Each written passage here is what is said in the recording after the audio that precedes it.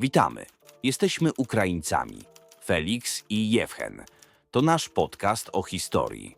Celem naszego kanału jest opowiedzieć Polakom więcej o Ukraińcach, a Ukraińcom o Polakach, aby uniknąć przyszłych konfliktów i nieporozumień.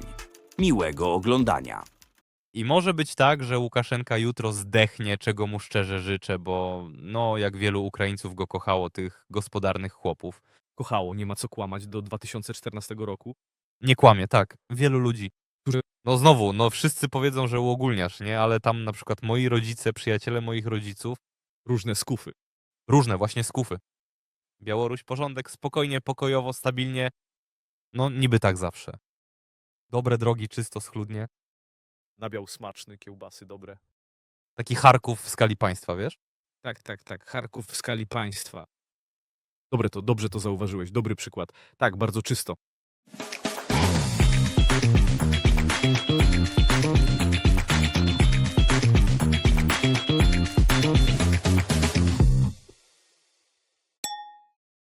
Niech żyje Białoruś. Niech żyje wiecznie. Jewchen, taki niejednoznaczny temat. Prawdziwa historia Białorusi. Nie wiadomo, kim oni teraz są. Wrogami braćmi dla nas. Bo widzimy, no jest pułk Stusia Kalinowskiego, Janki, bardzo wielu Białorusinów, którzy walczą po naszej stronie. Z drugiej strony, od strony Białorusi ciągle coś przylatuje, udostępniają swoje terytorium do bombardowania naszych miast. Spróbujmy to zrozumieć. Co to za kraj i jak my, Ukraińcy, powinniśmy traktować go i naród białoruski? To bardzo proste. Należy podchodzić z szacunkiem i zrozumieniem, bo to chyba najbardziej zrusyfikowany kraj i naród na obszarze wschodniosłowiańskim, ponieważ Ukraina jest znacznie większa od Białorusi demograficznie i terytorialnie i Ukrainie udało się jednak w ciągu XVII, XVIII i XIX wieku zachować więcej swojej tożsamości niż Białorusinom. Tak, oczywiście, jeśli spojrzymy przez pryzmat historii, Białoruś nie ma tak buntowniczej historii jak nasza, jak kozaczyzna, powiedzmy, z połowy XVII wieku. To była taka rewolucyjna siła, która faktycznie położyła fundamenty pod stworzenie nowoczesnego, przednowoczesnego narodu ukraińskiego. Na Białorusi czegoś takiego nie było.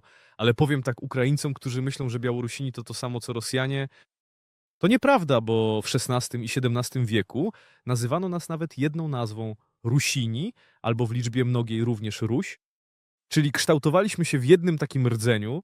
Tak, były różnice regionalne, ale w XVI i XVII wieku były one tylko regionalne. I kiedy na przykład człowiek z Kijowszczyzny mówił, że jest Rusinem, tak samo człowiek spod Wilna czy z terytorium dzisiejszej Białorusi też mówił, że jest Rusinem. Czy można powiedzieć, że wtedy różnice między nami, Ukraińcami, a Białorusinami były jak teraz różnice między mieszkańcami Słobożańszczyzny a Zakarpacia?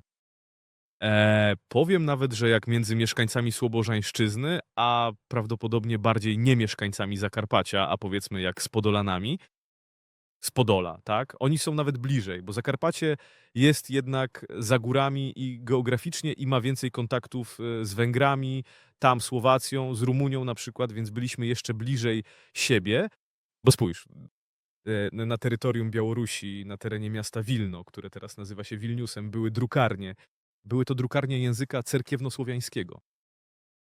To dawna, średniowieczna historia Wielkiego Księstwa Litewskiego, którego językiem urzędowym był ruski. A ruski, cóż, na Białorusi nazywają starobiałoruskim, a my, Ukraińcy, nazywamy go po swojemu staroukraińskim.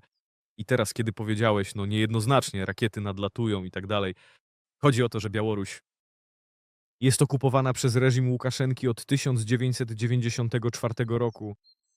I Łukaszenka sprywatyzował całe to wielkie terytorium o powierzchni 300 000 kilometrów kwadratowych, czyli to 2 razy mniej niż terytorium Ukrainy. To jego udzielne księstwo. To wręcz jego, tak? Takie udzielne księstwo, gdzie jest on wasalem suzerena Władimira Putina, czyli jest wasalem Putina. Aleksander I. Aleksander I i ostatni. I właśnie taki pozostanie, tak? I jeśli już tak mówimy, to Białorusini i Ukraińcy pod względem języka i historii jesteśmy najbliższymi sobie narodami. Najbliższymi narodami. To warto odnotować, bo jeśli poczytać po białorusku, spojrzeć na historię, to kształtowaliśmy się w jednym rdzeniu w Wielkim Księstwie Litewskim w Rzeczypospolitej. I kiedy Rosjanie się do nas przymilają, mówiąc, no patrzcie, jesteśmy przecież braćmi wschodnimi Słowianami, to nie do końca tak. Może językowo. Tak, rosyjski to wciąż język wschodniosłowiański, Ale Rosja kształtowała się w Międzyrzeczu Oki i Wołgi i kształtowała się już pod wpływem Złotej Ordy, podczas gdy tereny Białorusi, a potem Ukrainy były już wyzwolone przez wielkich książąt litewskich i byliśmy wtedy częścią cywilizacji europejskiej. Na Białorusi jest bardzo ciężko z językiem ojczystym, był niszczony przez cały ten czas. Dzięki Bogu, nawet ja, Ukrainiec, w przestrzeni informacyjnej czuję, że tendencja się odwróciła. Białorusini coraz częściej używają swojego ojczystego języka. Proponuję, bym przeczytał kilka białoruskich słów, a ty spróbujesz odgadnąć ich znaczenie. No dawaj. Tak, no na przykład chłusnia. Nie wiem. Chłusnia. To chłusnia? No, chłusnia? Cóż, Łukaszenka bardzo często to robi. Chłusnia. To bicz czy co? Nie. Nie wiem. Naprawdę nie wiem. No, wychodzi do ludzi, coś im opowiada i to jest chłusnia. Będę głupot. To jest kłamstwo. To kłamstwo? To jest chłusnia? Kłamstwo, tak. Ciekawe. To jest świetne. To krasawik. Krasawik to jakiś miesiąc. Nie pamiętam, który. Jest kastrycznik, to październik, wiem. A krasawik to pewnie coś wiosennego. Kwiecień. Kwiecień. O, kwiecień. To krasawik. Wiosenny kwiecień. To jest łatwe. Siabrostwa. Cóż, to braterstwo albo przyjaciele, przyjaźń. Zniczka. To jakiś ptak? Spadająca gwiazda. A, to fajnie. Piaszczota, czułość, wawiorka. Moi znajomi pracowali w Wawiorka Production. Wiewiórka, tak? Wiewiórka, tak? Wiewiórka, tak? Zgadza się. Kałychanka. Huśtawka. Kołysanka. A, kołysanka, no kołyska. Tak, a czy mogę jeszcze coś dodać? Tak, proszę bardzo. Jest takie słowo, ja jako badacz historii, jest słowo krynica. Krynica i oni krynicami nazywają źródła. Aha. Ale to oznacza, no źródło u nas krynica, u nas jest tak samo. No krynica, ale ciekawe jest to, że rozumiesz to słowo, ale my nie używamy krynica jako synonimu źródła, a u nich to jest źródło, no jak krynica i krynica jako źródło historyczne. I w kontekście tego, że Białoruś jest w pułapce Łukaszenki, radziecka tożsamość jest tam silniejsza niż w Rosji, a cała kultura Białorusi jest po prostu nieobecna, że tak powiem, na poziomie państwowym. I tam, powiedzmy, zachęca się do tego, by częściej mówić po rosyjsku. I to jest niby takie prawdziwe, normalne, nawet jeśli u nas w ukraińskich miastach weźmy centrum, wschód Ukrainy, jeśli są one bardziej rosyjskojęzyczne, tak? Weźmy na przykład Charków, jak był Donieck, Ługańsk, to tam no, większość ludzi mówi po rosyjsku. Ale u nas otoczenie i tak, do miast przyjeżdżają ludzie z mniejszych miasteczek, ze wsi na przykład, tak? I język ukraiński tam żyje. Babcie i tak dalej rozmawiają. Na Białorusi, w miastach to tylko język rosyjski. I stosunek do języka białoruskiego? Swoją drogą to fajne, że u wszystkich Słowian obok są języki, a u Białorusinów i Ukraińców mowa brzmi tak samo. Tak to tylko u nas brzmi mowa, tak? Białoruska mowa i ukraińska mowa. Rozumiesz? Właśnie tak. Ciekawe, nie wiedziałem. Tak, i dlatego jesteśmy sobie jeszcze bliżsi. I język białoruski jest uważany za język chłopski, czyli język wiejski. I jak u nas było to podejście tam, może, no u nas u wielu ludzi do 2014 roku, no, u niektórych do 2022 roku. Mimo wszystko, no niby, że ze wsi przyjechałeś, tak? A na Białorusi to wciąż żyje. Tak, to prawda. I dlatego możesz usłyszeć, że wielu żołnierzy, którzy są po stronie Ukrainy, którzy mieszkają teraz w Ukrainie, walczą za Ukrainę, walczą o wolność, o swoją Białoruś też walczą tutaj w Ukrainie, to przeważnie rozmawiają w języku rosyjskim, ponieważ większość Białorusi, absolutna większość jest zrusyfikowana. I już mówią, że język białoruski za 100 lat pewnie w ogóle zniknie. I znajduje się, jeśli się nie mylę, już w tej czerwonej kategorii języków, które wymierają. Wiesz, jak zwierzęta wpisuje się do czerwonej księgi, tak język białoruski też jest wpisany wśród języków do tej czerwonej kategorii, nie pamiętam jak to się nazywa, czyli jest już w momencie, gdy zniknie, bo nie ma takiego miasta, miasteczka, gdzie byś przyjechał i wszędzie był tylko język białoruski. Nie ma czegoś takiego. Ruś Kijowska. Co działo się na terytorium Białorusi w czasach Rusi Kijowskiej? Na terytorium Białorusi przede wszystkim musimy podkreślić, że Białorusini jako odrębny naród, który zaczął się tak uświadamiać dzięki swojej inteligencji w ciągu XIX wieku, pod koniec i na początku XX, białoruscy historycy, jak nasz Michajło Serhijowicz-Chruszewski, zaczęli patrzeć na koncepcję, jak wyodrębnić Białoruś jako osobny kraj, państwo i naród. Gdzie by tu zacząć to wszystko? Skąd bierze początek państwowość na terytorium Białorusi? Skoro Chruszewski opisał, że my to Ukraina, Ruś, prawda? I przecież każdy historyk powie, że rdzeń ukraińskiej państwowości leży na wzgórzach Kijowa, to północna Ukraina, na zboczach Dniepru, tam po lewej i prawej stronie, czyli Czernichowszczyzna, Kijowszczyzna, Perejasławszczyzna, to jest rdzeń ukraińskiej państwowości, średniowiecznego państwa Rusi. To białoruscy historycy powiedzą, że to księstwo połockie, połockie kniarzestwo, tam kniaństwo, jak to tam, nie wiem, po białorusku, księstwo połockie. I widzimy tu przecież w kronikach, jak Włodzimierz Wielki, nagrywaliśmy już o nim, kiedy on zabił połockiego księcia Rogwołoda. Pamiętamy, tak? Zabił, tak? No, wziął Rognedę. Publicznie, powiedzmy. To straszna historia, nie będziemy wam opowiadać, po prostu obejrzyjcie nasz odcinek o Włodzimierzu Wielkim, tam jest wszystko, gwałty, morderstwa, no wszystko, co działo się w X wieku. Wszystko, co działo się w X wieku. To było na tamte czasy całkiem normalne i miało swoją określoną logikę. To znaczy, nie możemy sądzić ludzi, którzy żyli ponad 1000 lat temu. No, tak oceniać, mówić, że ej, ty debilu, zrobiłeś coś nie tak i tak dalej. Nie, oni byli w swoim kontekście i określonych okolicznościach. To, no jakby teraz żyjemy tak, mamy pewne zasady. Wtedy było inaczej. I właśnie od Połocka Białorusini uważają, że ich historia państwowa bierze swój początek. I to, nawiasem mówiąc, historycy już dawno opisali i zbadali, że księstwo połockie przez cały czas istnienia było tak na uboczu, czyli nie było pełnoprawną częścią podległą Kijowowi. To znaczy było w pewnym stopniu autonomiczne, ale to w kontekście Rusi. To w kontekście plemion wschodniosłowiańskich, które były pod kontrolą Kijowa. To takie średniowieczne imperium, można powiedzieć. I dlatego rozwijaliśmy się, że tak powiem, pod władzą. No, lubią mówić Rurykowicze, niech tak będzie to bardziej znane dla słuchaczy, albo Włodzimierzowicze, albo Igorowicze, można też tak powiedzieć. Tak, ale jednak takie księstwa dzielnicowe, a w ogóle to ono było prawie całkowicie niezależne, to księstwo połockie. I tak właśnie ono w pełni funkcjonowało. WKL. Czy możemy powiedzieć, że WKL to w większej mierze historia białoruska? Czy to niepoprawne? No, możemy powiedzieć, że to pełnoprawna historia białoruska.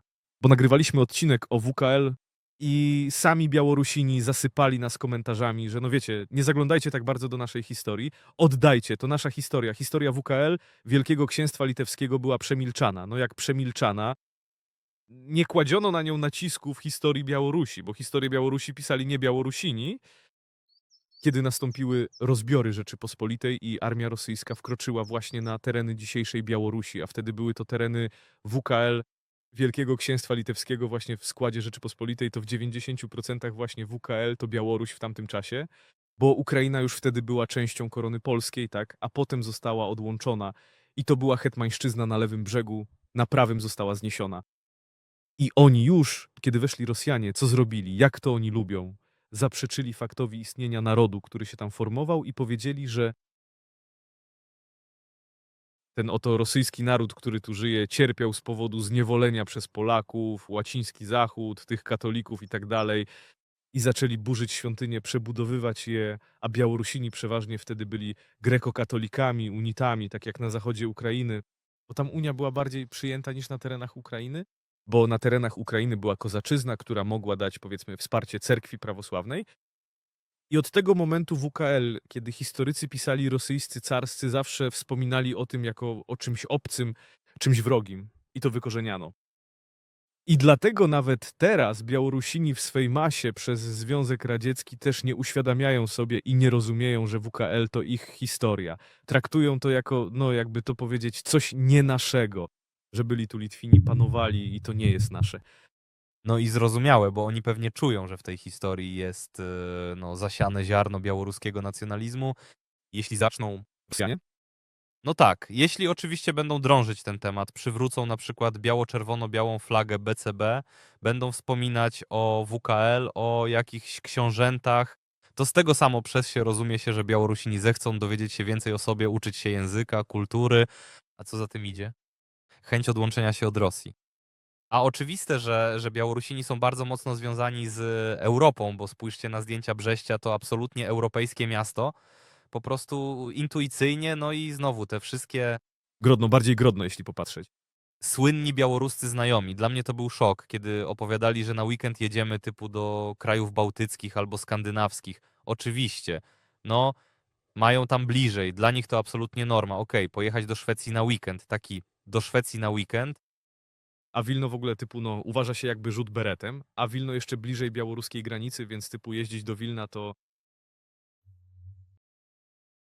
no jakby, no to jest to w wyobrażeniu Białorusinów to świat, który jest obok, można tak powiedzieć, to białoruski świat. Bo jeśli jeszcze spojrzeć w historię, to powiat wileński, wileński powiat, tam tak, Wilno, miasto Wilnia, tam wokół Wilna żyło wielu Białorusinów. Jeśli się nie mylę, jakieś 30% i to pewnie była względna większość. Czyli tak, względna większość w tamtym momencie. I oto niektórzy Białorusini, jakby to powiedzieć, którzy tacy jak my mówimy, że tam Kubań nasz, tak, Podlasie nasze, tam Przemyśl, w ogóle myśl, Przemyśl, Przemyśl nasz. Są tacy Białorusini, którzy mówią Wilno, Wilnia nasza.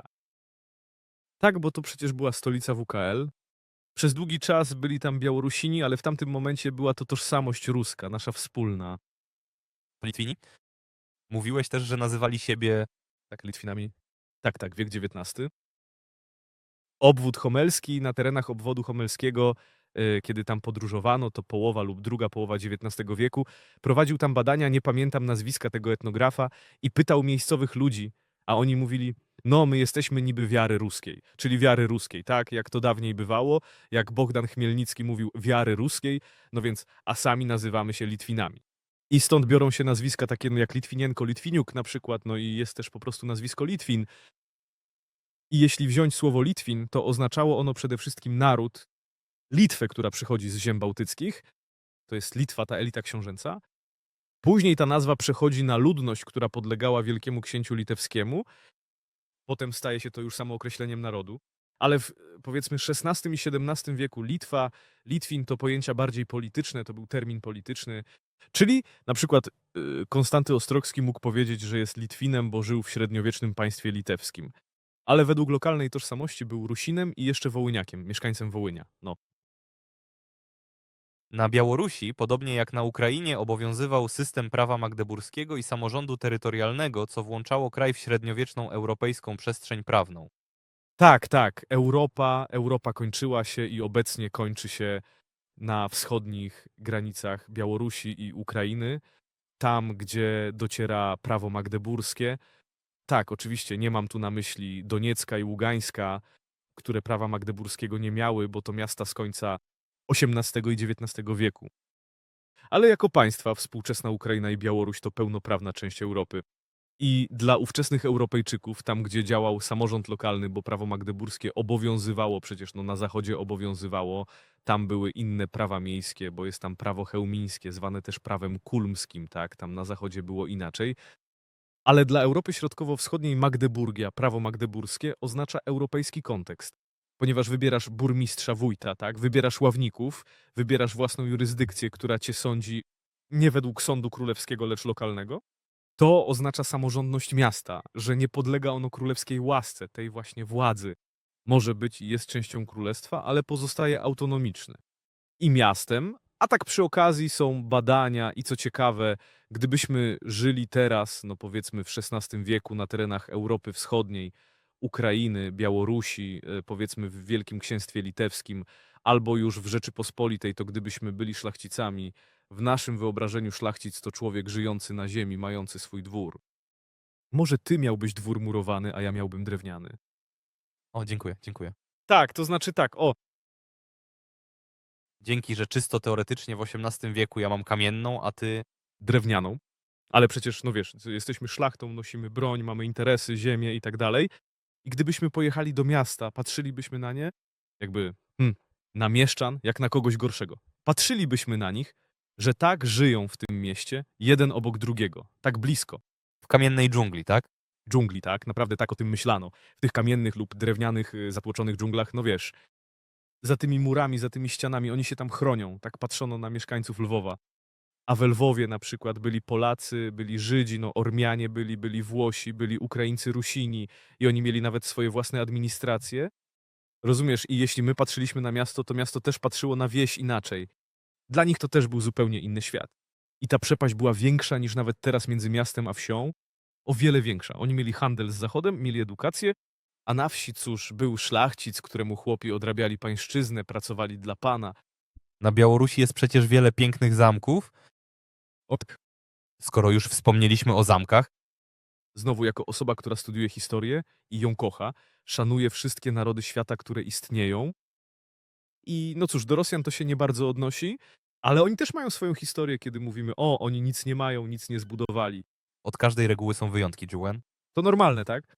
Ale jeśli chodzi konkretnie o Białoruś, to mnie jako człowiekowi, który patrzy na świat pełen kultur, jest przykro. Boli mnie serce z powodu Białorusi, bo Łukaszenka ją sprzedał. I mówią tam, że duszę diabłu sprzedał i tak dalej. No wiesz, jak to się mówi w tym kontekście. Łukaszenka sprzedał ją nawet nie wiem, nie diabłu, nie jednemu. On ją sprzedał wszystkim najgorszym postaciom z religii, wierzeń czy szamanizmu. On ją naprawdę sprzedał. Oddał do Lombardu. On oddał ją nie tylko do Lombardu. Przehulał na darmowych spinach. On tak konkretnie przehulał Białoruś, naprawdę. Roztrwonił ją na tych spinach. Bo to niesamowity, świetny kraj. Ma wspaniałą architekturę, różniącą się od ukraińskiej. Ponieważ przez długi czas była to część Wielkiego Księstwa Litewskiego, rozwinął się tam, jak to mówimy, barok ukraiński, kozacki, to unikalny styl, a tam rozwinął się tak zwany barok wileński. I większość białoruskich świątyń grecko-katolickich, unickich została zbudowana właśnie w tym stylu. Zaraz pokażemy widzom listę, wymienię kilka nazw, na przykład, o, tutaj będzie. Zobaczycie te świątynie? To jest no bardzo unikalna architektura, przypomina europejską, ale w Europie nie ma dokładnie takich form, takich powiedzmy dekoracji. Wspomniałeś o zamkach. Zamki to także nie śwież, tak? Zamek w Mirze. Są zamki średniowieczne z czasów Wielkiego Księstwa Litewskiego w Nowogródku. Tam są nad Niemnem. Potem w Lidzie zamek tam oto pozostaje. I to jest ceglane, widać po architekturze, że budowano to w technologii zakonu krzyżackiego, który budował swoje zamki, zamki krzyżackie. I widać, że Wielkie Księstwo Litewskie robiło wtedy dokładnie to samo, stawiając takie ceglane mury. I kiedy jedziesz przez Białoruś i widzisz architekturę, która rozwijała się w XV i XVI wieku w Synkowiczach, to musi być obwód grodzieński. Jak mówią sami Białorusini, świątynia została prawdopodobnie ufundowana przez Konstantego Ostrogskiego, zwycięzcę spod Orszy i wybawcę Wielkiego Księstwa Litewskiego. Białorusini też go czczą. Mam na myśli Białorusinów, którzy czują się Białorusinami, dbają o tożsamość i znają historię. Dla nich bitwa pod Orszą i Konstanty Ostrogski to też bohaterowie, wręcz narodowi. A to był Rusin i miał on wiele posiadłości na terenie Białorusi. I oto piękna świątynia w Synkowiczach. To przykład XVI-wiecznej, pięknej, prawosławnej architektury gotyckiej. I cała ta prawosławna gotyka znajduje się właśnie na terenach Białorusi. To jest bardzo piękna architektura. Jeśli to podliczyć, to ona naprawdę przetrwała. Ona tam wciąż jest. Niestety te piękne świątynie unickie, kościoły katolickie, cerkwie prawosławne, te starodawne, antyczne wręcz budowle z XVI, XV czy XVII wieku, one zostały, że tak powiem, zgwałcone. Mogę użyć tego słowa zgwałcone przez generał-gubernatora Murawiowa w XIX wieku. Kiedy przyszła Rosja, to tak dla Ukraińców mówiących, że Białorusini to niewolnicy. Białoruś jako nasz sąsiad ucierpiała od rusyfikacji bardziej niż my. Bardziej. To stało się wcześniej niż na Ukrainie. Zaczęło się od całkowitego wchłonięcia Białorusi, podczas gdy my mieliśmy Zachód pod Austrią, pod Wiedniem. I jak mówią sami Białorusini, my nie mamy swojego Lwowa, tak jak wy na Ukrainie. Jest Grodno, no tak, ma swoją historię, ale to nie jest Lwów. My zawsze mamy ten trzon, który pozostaje ukraiński ze swoją galicyjską specyfiką, ale jednak rozwijało się to w Austrii. Dzięki temu podziałowi mieliśmy taką możliwość. I kiedy w Rosji, w tej rosyjskiej Ukrainie XIX wieku, władza carska zakazała języka ukraińskiego, gdzie przeniosły się wydawnictwa, filozofowie i inteligencja? Gdzie? Pojechali do Lwowa, bo tam można było swobodnie publikować. Lwów to taka nasza stuwa znaleziona w zimowej kurtce. Wiesz, kiedy już jesteś taki... No tak, na czarną godzinę, jak to mówią. Wszystko stracone, a tu nagle Lwów. O, Lwów, super, dzięki. Ale to już przecież było? Tak, tam tego nie ma. I cała ta architektura. Byłem w Brześciu, byłem wtedy w obwodzie brzeskim, w Starym Kamieńcu, który jest związany z Księstwem Wołyńskim. To taka ukraińska ziemia etniczna. I tam były świątynie. Podam pierwszy przykład. Miasto Brześć to 2 kilometry od granicy z Rosją. Tam płynie Bak. Płynie, nie? I przejeżdżasz Bak z Polski i już Twierdza Brzeska. Twierdza Brzeska, o której wiemy od dziecka, obrona Twierdzy Brzeskiej, kiedy Sowieci jej bronili. Był film, kino, ciągle to pokazywali. Tak, ale przecież Sowieci podzielili Polskę z Niemcami, że tak powiem. I to oni zaczęli II wojnę światową. Na Związku Radzieckim spoczywa realna wina za wybuch II wojny światowej wraz z III Rzeszą. I to oni weszli do Brześcia Weszli do Brześcia, byli okupantami w Brześciu, a potem bronili twierdzy. Ta twierdza, żebyś wiedział, a także szanowni słuchacze, o czym zaraz opowiemy i pokażemy to dokładnie, wyślę wam. Jest właśnie naprawdę świetny obraz, bardzo szczegółowa rekonstrukcja, którą możecie zobaczyć. Brześć to było chyba, nie zawstydzę się mówiąc, najbardziej wyjątkowe miasto Białorusi. Leżało na styku trzech etnicznych ziem. Polaków, Ukraińców, Białorusinów, to tam zawarto kościelną Unię Brzeską. Dla nas, Ukraińców, traktat brzeski w 1918 roku. I był tam Konstanty Ostrogski. Były tam kilka drukarni. To było wspaniałe historyczne centrum. Grał tam Artem Miłewski, a piłkarz. Kończył tam karierę, tak. W Brześciu? Serio? Dynamo Brześć. Tak, i z tą drużyną został mistrzem Białorusi u schyłku swojej kariery. To Miłewski? Tak, ciekawe. I na początku XIX wieku Mikołaj I, cesarz wszechrosyjski, wiesz co zrobili? Zniszczyli Brześć, po prostu zniszczyli miasto i na jego miejscu zbudowali tę twierdzę brzeską.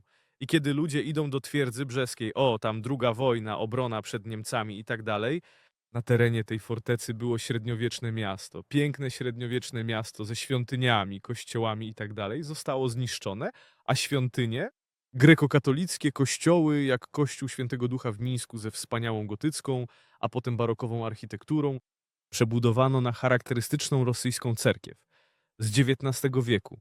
I kiedy byłem w Kamieńcu, który jest 20 kilometrów od Białorusi, to rozumiesz, że to średniowiecze, rozumiesz, że to Wielkie Księstwo Litewskie, rozumiesz ten europejski kontekst. A tam świątynia i miałem takie wrażenie, jakbym był gdzieś pod Tuła, gdzieś w Rosji. Typowa cerkiew z tą cebulą, ta czapa, taka namiotowa dzwonnica, charakterystyczna dla moskiewskiej architektury średniowiecznej. I większość świątyń została zburzona. Kolegia jezuickie zamieniono na przykład kolegia, klasztory bazylianów, unickie, katolickie zamieniono na więzienia. I już w XIX wieku Białorusinom powiedziano, Litwinom, Białorusinom mówią, musicie przejść na prawosławie, tak brutalnie. I wielu z nich przeszło nie tylko na prawosławie, ale ponad 1 milion przeszło na katolicyzm. Kozacy. Dlaczego u nas kozacy powstali, a u nich nie? Czy byli może jacyś kozacy białoruscy? Myślę, że na 100% choć ktoś musiał tam być. Wśród albo nasi tam chodzili, albo tam jacyś lokalni wataszkowie się organizowali. Bez ukraińskiego śladu? No nigdzie. Był więcej powiem, wymowna taka oto nazwa. Był Sumski, Słobocki Pułk Kozacki, były pułki hetmańskie, na przykład jak Pułk Starodubski na terytorium dzisiejszego obwodu briańskiego, miasto Starodub. Był tam Pułk Kaniowski, Pułk Połtawski, a był pułk, który nazywał się Pułkiem Białoruskim. Pułk Białoruski. I o to, żeby rozumieli nasi słuchacze, mówiłem, że byliśmy, tak, jednym narodem, jedną narodowością, jedną taką pewną tożsamością średniowieczną, ogólnoruską na terenach Wielkiego Księstwa Litewskiego i Rzeczypospolitej potem.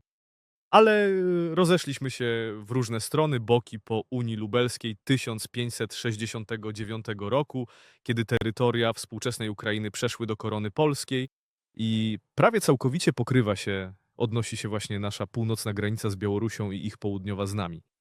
To ten podział z 1569 roku, kiedy Wielkie Księstwo Litewskie odcięło te części. I od tego momentu ta ruska tożsamość, która istniała, zaczęła rozwijać się inaczej. I byliśmy pograniczem. My na granicy cywilizacji. Byliśmy na granicy cywilizacji osiadłej, europejskiej, chrześcijańskiej i ze stepem, koczowniczą cywilizacją islamską. Czyli Hanat Krymski, tak, tam była Orda Nogajska, która tam grasowała. Byliśmy na granicy. Na tej granicy pojawiło się kozactwo. Kozactwo, ono nie mogło się sformować. Oto dlaczego kozactwa nie ma w Paryżu? Dlaczego nie ma we Francji? Dlatego, że tam bardzo, jakby silne były instytucje, powiedzmy tak, mówiąc brutalnie, ale to średniowieczne, nowożytne instytucje. Władza królewska była silna, a pogranicze ze stepem? Cóż, kiedy patrzysz na te przestrzenie i rozumiesz, że poszedłeś tam, połowiłeś ryby, wypasłeś bydło, napadłeś na moskiewskich kupców, ruszyłeś na Krym, masz pieniądze. Nie płacisz podatku. Żyjesz samodzielnie. I kozacy mówili, to nasz kozacki chleb. Sami go zdobywamy. Na Białorusi było to niemożliwe, ponieważ była ona bardzo konkretnie, powiedzmy, terytorialnie zintegrowana z Wielkim Księstwem Litewskim, Rzeczą Pospolitą. Ale bardzo ciekawym faktem jest to, że powstanie Bohdana Chmielnickiego. Powstanie brzmi tak, troszeczkę tak o powstanie. To był wielki zryw. To była w rzeczywistości ogromna rewolucja. Sam Chmielnicki początkowo nie zdawał sobie sprawy, co narobił, ale był, powiedzmy, człowiekiem, który prowadził te masy ludowe, całe to wrzenie, ferment, który trwał w ruskim, ukraińskim środowisku od dawna. Mega Majdan. Mega Majdan, to po prostu Mega Majdan. Zmiotło wszystko, zmiotło różne porządki, zabiło Rzeczpospolitą. W rzeczywistości ona potem bez Ukrainy Rzeczpospolita stała się bez Lewobrzeża, które, cóż, przeszło właśnie do Carstwa Moskiewskiego, zaczęła upadać. I co ciekawe, w wyobrażeniach Bohdana Chmielnickiego i starszyzny kozackiej, wschodnia Białoruś, aż tam na północ do Witebska, po miasto Stary Bychów, jeśli się nie mylę, Stary Bychów, Bychał po białorusku, a to dzisiejszy obwód witebski, to od granicy z Ukrainą obecnie jakieś 200 kilometrów na północ. I tam aż po Smoleńszczyznę. W wyobrażeniu hetmanów, zarówno Wychowskiego, jak i Chmielnickiego, było to terytorium kozackie. I jak Płochi również opisywał, że wojna Rusi przeciwko Rusi o trzecią Ruś. Cóż, to tak umownie powiedzmy, to Ruś Moskiewska, jakby to ująć, walczyła z Rusią Ukraińską, z Chmielnickim. Realnie, tak, to była wojna. Bo Ukraińcy, hetman rościł sobie prawo do tych ziem, mówił, to nasze, to będzie nasze. I ukraińska administracja, ukraińscy politycy tamtego czasu XVII wieku, kozaccy, realnie tak deklarowali, że to nasze miasta. To nasze miasta, będą pod naszą jurysdykcją. Deklarowali to bezpośrednio Aleksemu Michajłowiczowi, carowi moskiewskiemu, to nasze. I w 1659 roku Moskale zajęli to miasto. I nawiasem mówiąc, co znamienne, ta wschodnia Białoruś od dawna, już od XVI wieku, miała dwie nazwy dla terenów współczesnej Białorusi. Litwa i Białoruś. I właśnie nazwa Białoruś utrwaliła się dla jej wschodniej części. I dlatego ta nazwa brzmiała pułk białoruski, a nie pułk litewski, litwiński i tak dalej. To jest Homelszczyzna, to miasto Bobrójsk, jak rozumiem, tak? I ten Stary Bychów, i aż do Witebska. Pewnie Mochylew. Tak, Mochylew, zgadza się. Pułk starobiałoruski, pułkownikiem był Iwan Nieczaj i oni, kozacy, jak to sobie wyobrażali sobie, że wyzwalają te tereny i chłopi, a nawet mieszczanie przechodzili na kozactwo na terenach wschodniej Białorusi i wschodu Białorusi.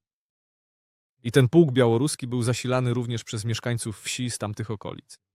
I co ciekawe, to stare miasto, Stary Bychów, i pochodzi z XVII lub XVIII wieku, taki panoramiczny obraz twierdzy.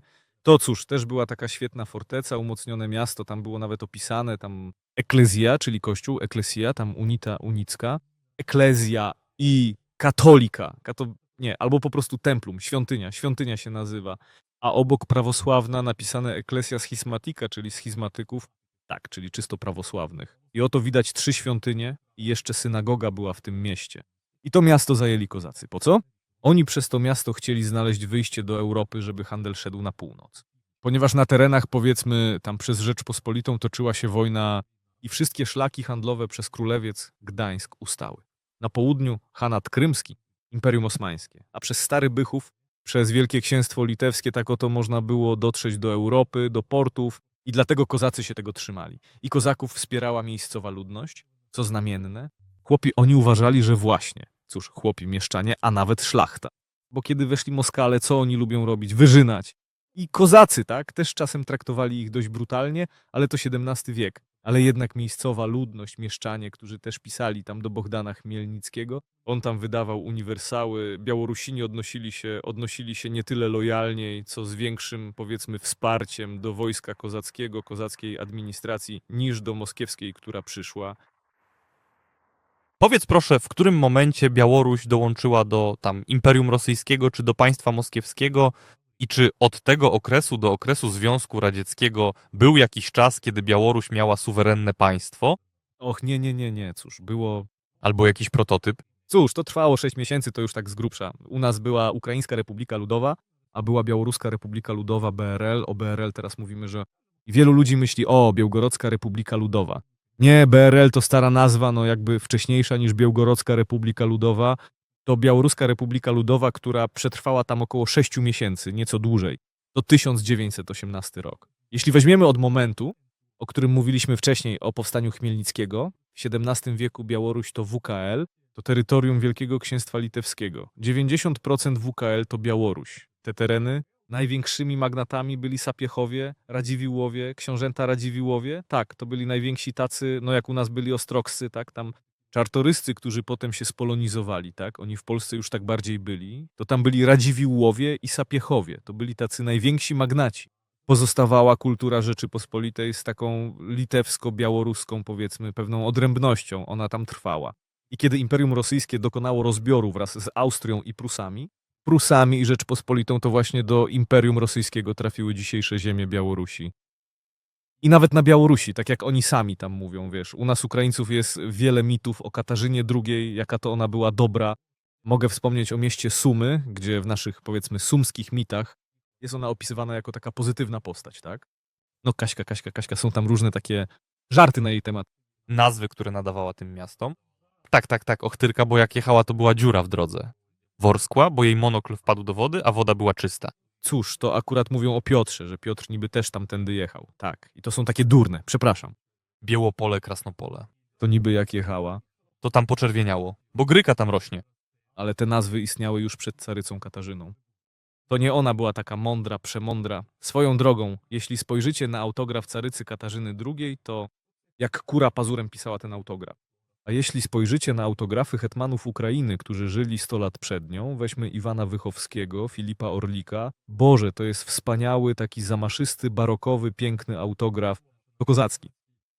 Widać, że nad nimi stali rodzice i tak po prostu patrzyli, jak oni to robią i dawali im klapsa w kark, jeśli wyjechali za margines albo jakoś krzywo się podpisali. Tam wszystko było surowo. Zajmowali się kaligrafią. A u Katarzyny takie coś jak kura pazurem, choć była Niemką, to widać to wykształcenie dworu cesarskiego, który stał niżej niż dwór hetmański na przykład. I Białorusini, gdy Imperium Rosyjskie dokonało rozbioru, mówiłem, że Białorusini nawet mówią, że to Kaśka. Kaśka wymyśliła nam niby Białoruś, a wcześniej nazywaliśmy się Litwą, Litwa. Ale tak naprawdę Kaśka, Katarzyna II, ona wręcz przeciwnie, zakazała używania nazwy Białoruś.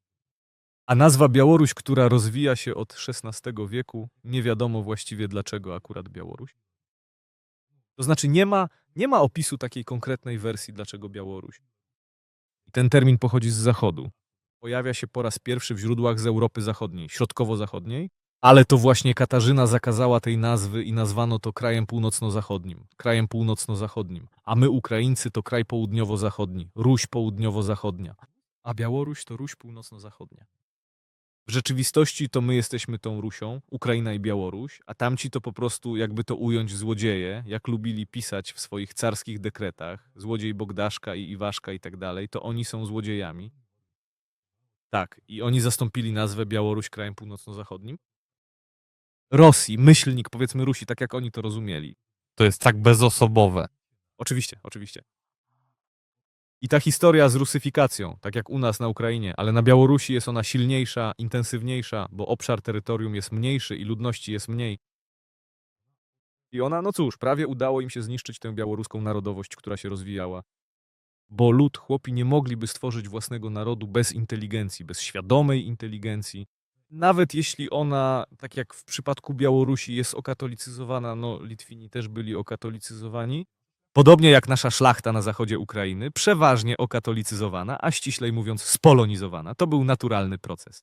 Ale nawet ci Białorusini, bo wiele książek, wydawnictwa w języku białoruskim po prostu nie istniały. I Białorusini pisali tam po polsku, na przykład Biblię tłumaczyli również na język polski. Chociaż mieli oni dość dobrze rozwinięte drukarstwo. Kiedy studiowałem edytorstwo i redakcję, Franciszek Skaryna był taki Skaryna, tak? On był Białorusinem. No, po pierwsze, on jakby to zapoczątkował, używał już maszyn Gutenberga.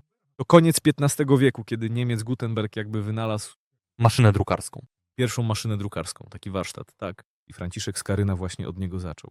I tam, jeśli się nie mylę, to właśnie przez Franciszka Skarynę została wydana pierwsza Biblia wydrukowana na terytorium Wielkiego Księstwa Litewskiego, ale była wtedy po polsku, żeby była zrozumiała dla ludzi. I z tych książek, tomów, które zostały wydane, było ich bardzo wiele. Już za Katarzyny II, a co więcej, w ciągu XIX wieku, kiedy Białorusinów siłą nawracano na prawosławie z grekokatolicyzmu, kiedy niszczono cerkwie grekokatolickie, przebudowywano je na styl moskiewski, to nie tylko to robili. Konfiskowali tysiące książek, niektóre pisane, jak mówią Białorusini, po starobiałorusku, no, w języku ruskim, literackim języku Wielkiego Księstwa Litewskiego. Możemy to też nazwać staroukraińskim. Nie zachowały się statuty Wielkiego Księstwa Litewskiego. Rozumiesz, na terenach Wielkiego Księstwa, na terenach Białorusi nie przetrwały.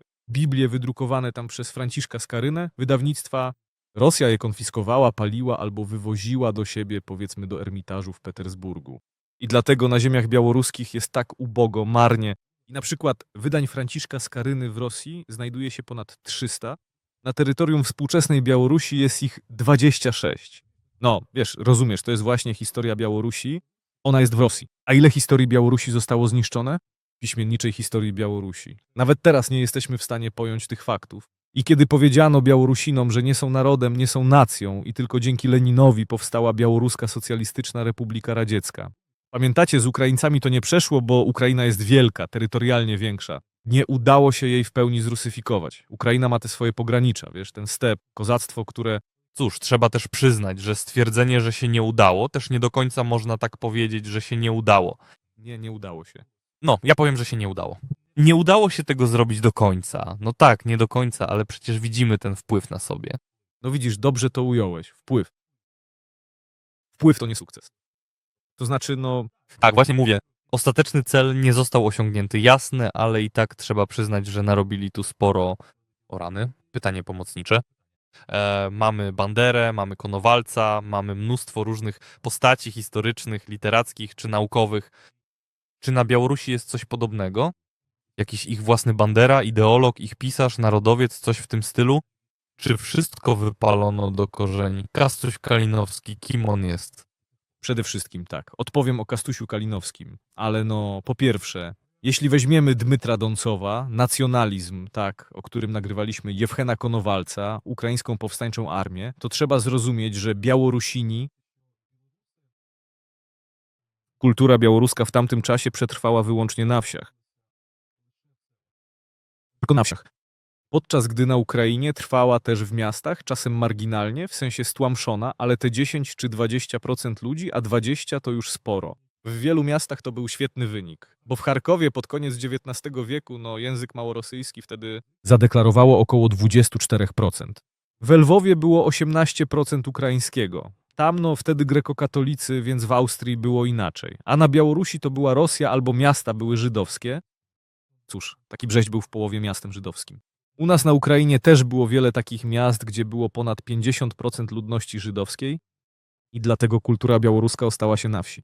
I jak sam rozumiesz, gdy brakuje inteligencji, gdy nie ma ludzi, jak my teraz siedzący i nagrywający podcast, ktoś może napisać: o, wy goście, rozwaliliście się wygodnie, na front byście poszli, a nie tu gadacie. Ale tak naprawdę to gadanie, rozmowa o ważnych sprawach, o historii naszego narodu, to buduje naszą tożsamość, bo człowiek po prostu żyje swoim życiem, po prostu tak. A potem rozumie: aha, jestem częścią czegoś większego, co kształtowało się przede mną. I Z YouTube'a, tak, to ważne, z YouTube'a, tego już nie skasujesz. już nie skasujesz, to biblioteka, to potężne archiwum.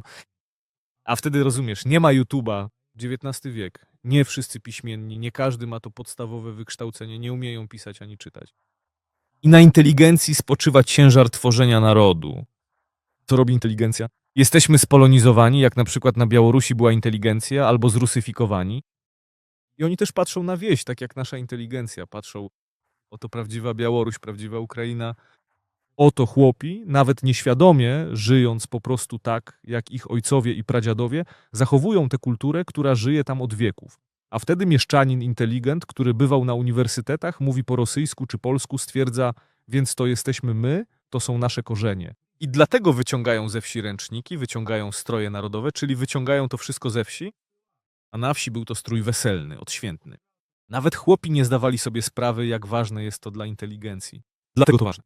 I u Białorusinów rozwój ich narodu przypada na drugą połowę XIX wieku. Właściwie tak jak u nas, ale oni też stanęli przed kwestią tożsamości. Kim jesteśmy, Białorusini, co nie?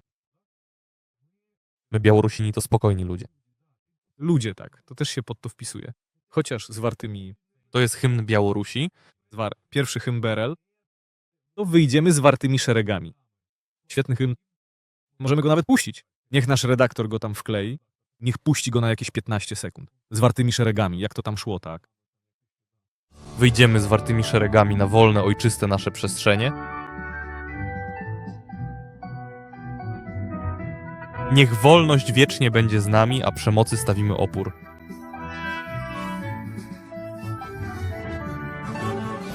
a Białorusini to spokojni ludzie, to już późniejszy motyw z okresu radzieckiego, że niby Białorusini nie walczą, że to tylko tacy, wiesz, chłopi, prości ludzie, co sobie tak żyją i tyle. I dlatego, gdy mówimy o bohaterach narodowych, a bohater narodowy pochodzi od słowa naród, u Białorusinów jest to trudniejsze, bo jako naród byli hamowani, ich rozwój był bardzo, bardzo powolny i dlatego do dziś to się jeszcze kształtuje. I oto Kastuś Kalinowski w młodym wieku został stracony w Wilnie przez rząd carski, a był on regionalnym przywódcą powstania z 1863 roku. Najpierw jedno powstanie, a potem było drugie.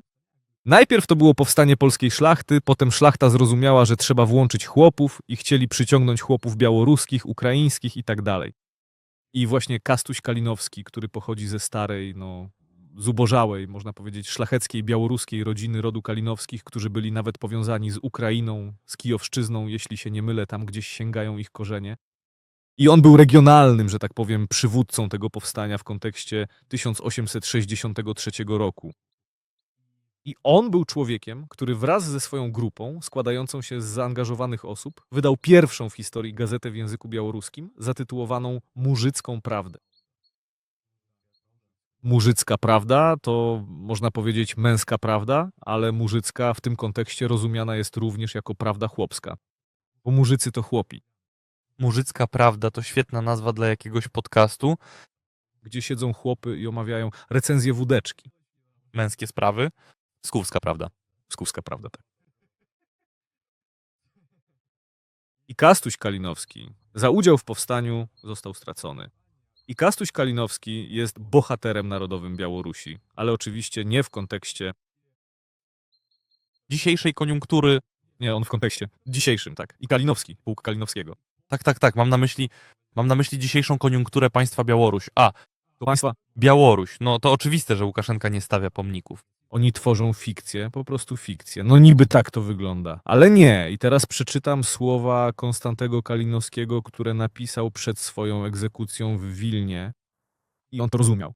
To było niedługo przed tym.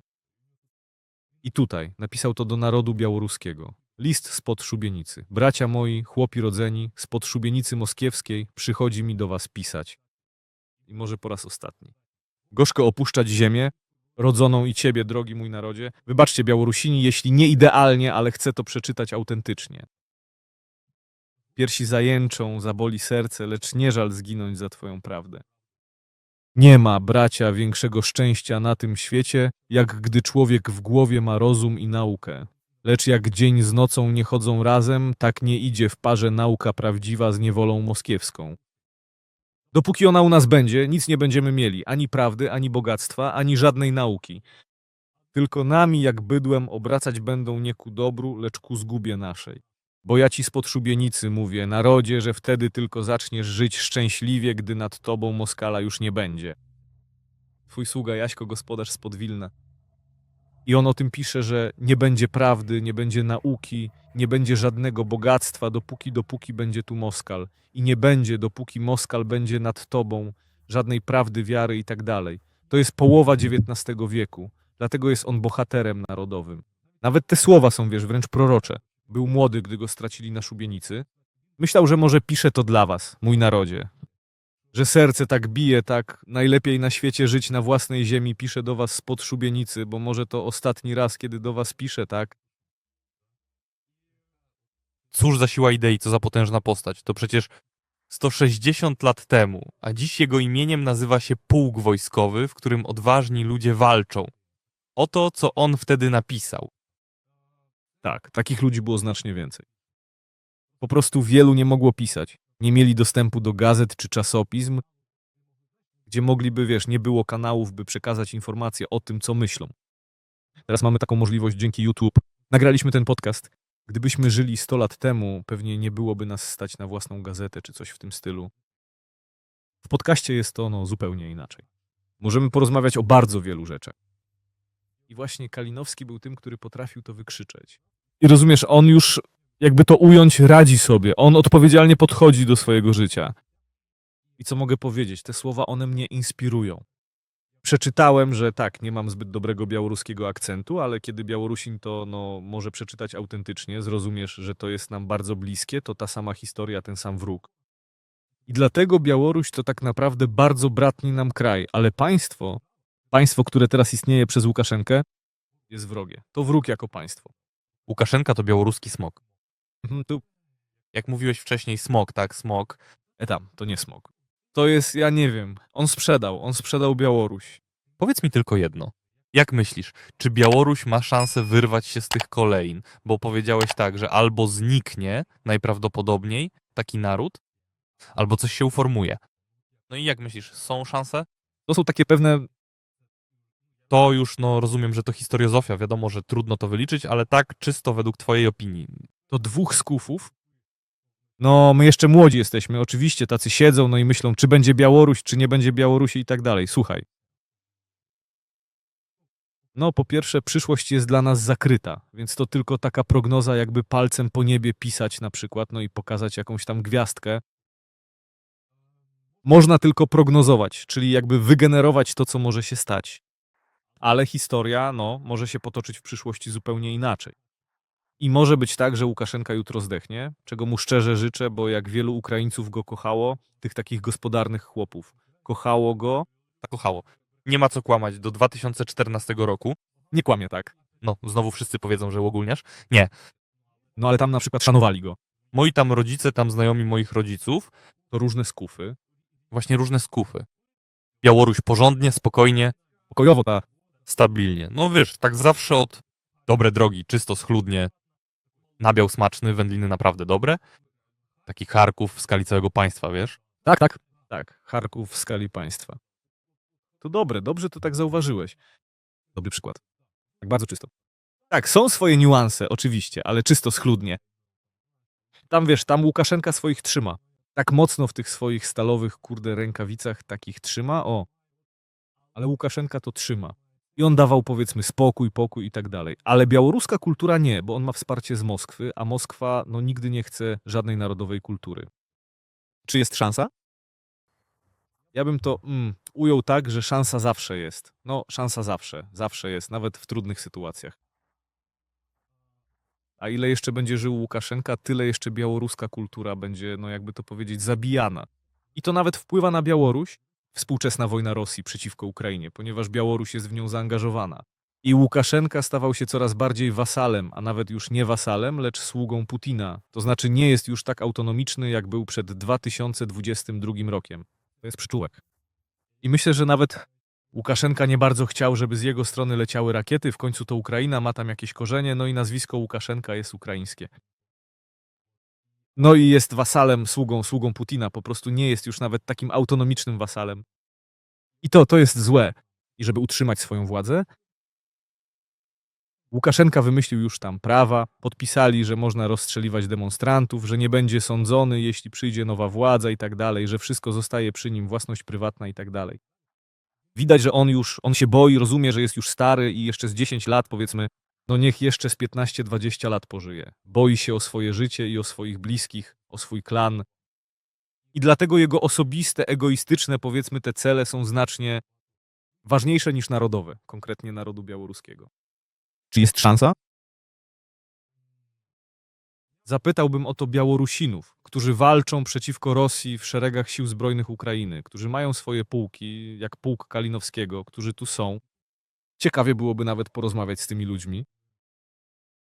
Sami mówią, przecież walczymy o Białoruś, bo to właśnie na Ukrainie się rozstrzyga. Kiedy pokonamy Rosję, jeśli, daj Boże, tak się stanie, kiedy ten reżim, Putin i tak dalej znikną, to i na Białorusi nie będzie Łukaszenki. Realnie. I będzie go łatwiej obalić, znacznie łatwiej. I wtedy Białoruś stanie się wolna. Przychodzi Łukaszenka, przysięga na biało-czerwono-białą flagę, przysięga, składa przysięgę narodowi na herbie pogoń. I dosłownie po iluś tam miesiącach czy dniach zdejmują flagę biało-czerwono-białą i wiesz co robią? Jak to mówił, Mają tam radziecki herb? oni wiesz co robią? Oni nie tylko ją zdejmują i niosą do muzeum. Oni ją zdejmują i rozrywają. Właśnie. Koniec. I Łukaszenka przywraca flagę Białoruskiej Socjalistycznej Republiki Radzieckiej i herb też ze Związku Radzieckiego. To taki z BSRR. W środku są po prostu kontury granic Białorusi. Wszystko, to był początek. I dlatego właśnie to są zdrajcy, to są ci ludzie, dla których specjalnie przygotowano absolutnie najlepsze, najbardziej wyrafinowane piekielne miejsca w ekskluzywnych lożach VIP u samego diabła, w samym piekle, bo przecież to nie może tak po prostu zostać. Jakaś kara niebios, piekielna, nie wiem, można powiedzieć cokolwiek. Sraczka. Tak, sraczka, żeby była codziennie i piekło. Bardzo bym chciał, żeby sprawiedliwość tak działała, no chociaż tak działała, żeby Łukaszenka każdego, żebyśmy o tym nie wiedzieli, ale żeby on każdego dnia miał straszna sraczka. Wydaje mi się, że on już ją ma, bo on się realnie sra, że może umrzeć i ktoś przejmie władzę. Swoją drogą, rok 2020 pokazał, że Białorusini potrafią wyjść. Jak Łukaszenka radykalnie to wszystko ukrócił. Po prostu, po prostu. Ale Białorusini zostali sami. Tak, wielka szkoda, widzisz, bo u nas tak się stało, że no to u nas to wielkie szczęście, że żyjemy w takim społeczeństwie, gdzie mamy ludzi, którzy w 2014 roku dla tych idei, których nie da się dotknąć ani wyliczyć, po prostu wyszli z niczym i zaczęli rzucać cegłami w milicję. To tak. A oni już dorastali w takim społeczeństwie, gdzie, no sam widzisz, no to znaczy o co możemy ich obwiniać? Za to, że są dobrzy, za to, że wyszli na protesty ze szczerą dziecięcą naiwnością, że oto teraz po prostu wyjdziemy i on odejdzie. Jak zdejmowali buty i stawali tam. No tak, to tak nie działa. No, ale czy możemy ich o to obwiniać? No to przecież dziwne obwiniać o to ludzi. Ja nie mogę, bo nie byłem uczestnikiem tamtych wydarzeń. Oni po prostu tak szczerze, naiwnie, po dziecięcu pomyśleli, że on teraz odejdzie. Ale to pokazało, że są przeciwko niemu. Pokazali to. Co więcej, jestem pewien, że gdyby odszedł, nic by mu nie zrobili. Nic. To znaczy, czego on się bał? Że teraz odejdzie i go tam powieszą na szubienicy. Przecież sam to zrobił z opozycjonistami w latach 90. Ale jestem pewien, że gdyby odszedł, to jeszcze by mu pomnik. Byłby jak królowa. Powiedzieliby mu, że Łukaszenka po prostu sobie żyje. Byłby kimś takim, wiesz, kto nie może się wtrącać, ale na wszystkich wywiadach by pomagał nowemu prezydentowi, nie wiem, coś by tam mówił, ale nie. No, rozumiesz, że to wszystko. To już takie czcze gadanie. Życzmy wszystkiego dobrego narodowi Białorusi. I życzmy ochotnikom, którzy w szeregach ukraińskich sił zbrojnych walczą o naszą i ich wolność, żeby wszystko im się udało. Tak, i nam też, żeby wszystko się udało. Powiedzmy jeszcze raz, żyje Białoruś. A jaka jest odpowiedź? Żyje wiecznie. Żyje